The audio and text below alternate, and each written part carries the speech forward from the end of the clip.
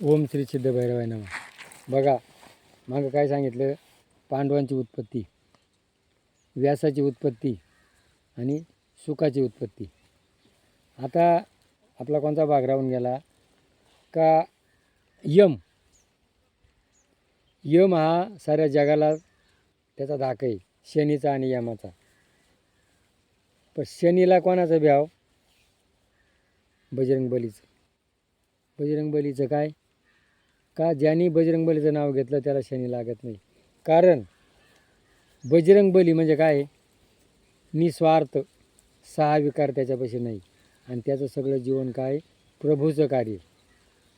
स्वार्थवृत्ती, काम, क्रोध, लोभ, अहंकार नसल्यामुळं त्याला शनी लागत नाही. आपला शनी केव्हा लागतो, आपल्यापाशी सहा विकार आहेत आणि सहा विकार आपल्याला बाधक ठरले जातात आणि आपल्याला शनी लागतो. तसा हा यम आहे. यमाला नाम तुकाराम तुकाराम म्हणता पळती काळ यम. का, तुकारामापाशी काय होते, त्यांनी सहा विकार सोडून दिले होते. सहा विकार हे यमाचे लक्षण आहे. तसा हा जो विदुर आहे हा यमाचा जन्म आहे.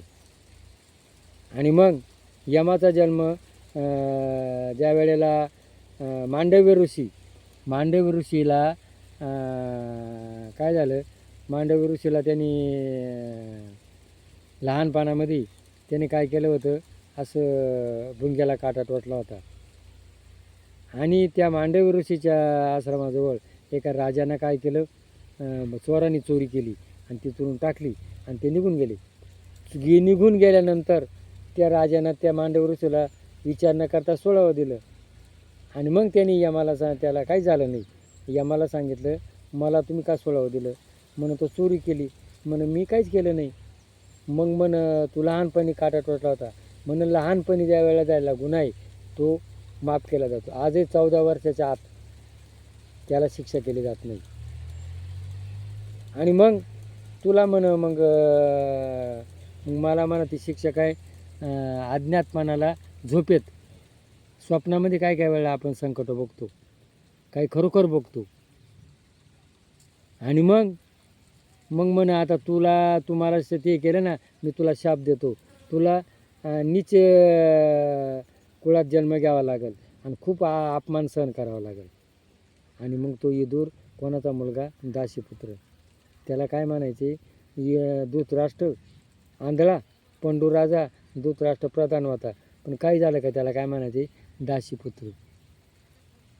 दासीपुत्र.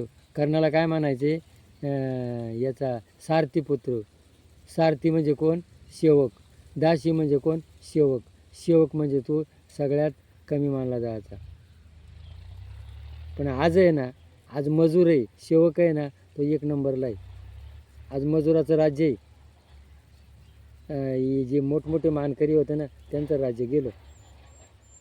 आणि मग तो विदुराला आज धृतराष्ट्र, मी आणि माझे मुलं, माझा दुर्योधन कसाही वागायचा, द्रौपदी सभेत नागवी नेली तरी त्याला कोणी काही म्हणत नव्हतं.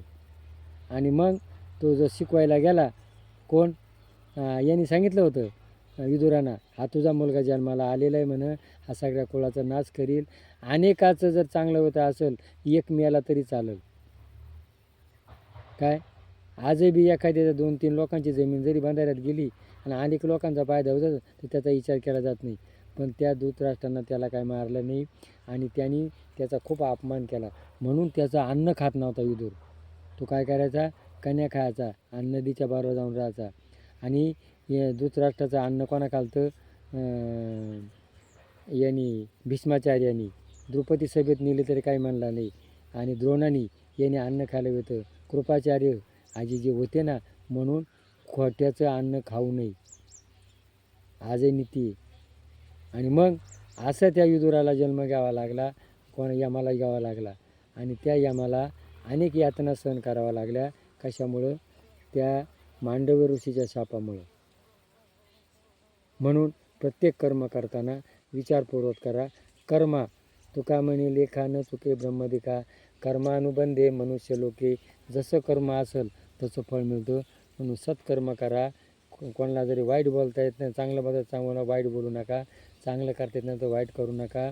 प्रत्येक कर्म आपण विचारपूर्वक करा आणि भैरवनाथची सेवा करा. हा व्हिडिओ पटला असेल तर क्लिक करा. जय भैरवनाथ महाराज की जय.